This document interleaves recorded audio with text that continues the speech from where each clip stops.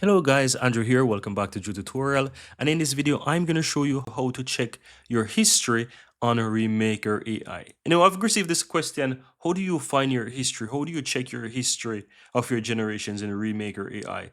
It is relatively easy, but it's not as straightforward. But I'm going to show you. And most of you, if you don't, and you might have seen it, but not realized that that's how you check it. So whenever you do any generation in Remaker AI, in order to find your history, you want to find the AI tool that you use. So let's take, for example, in my case, if I want to, for example, find images to video or something like that, I can click to images to video, and you will see on the right hand side there's going to be a section for explore, and there's going to be a section for my creation.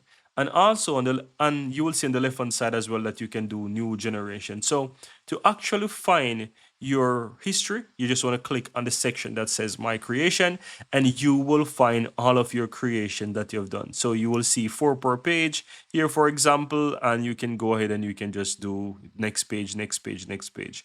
Now, what I want to mention to you is that this only stores for a maximum of 30 days before it's been deleted. And so you want to ensure that if you have any videos or images that you've generated, it doesn't matter which tool you use or which one of the AI tools you use, you want to go ahead and ensure that you download those before 30 days, right? So this is important for you to do that.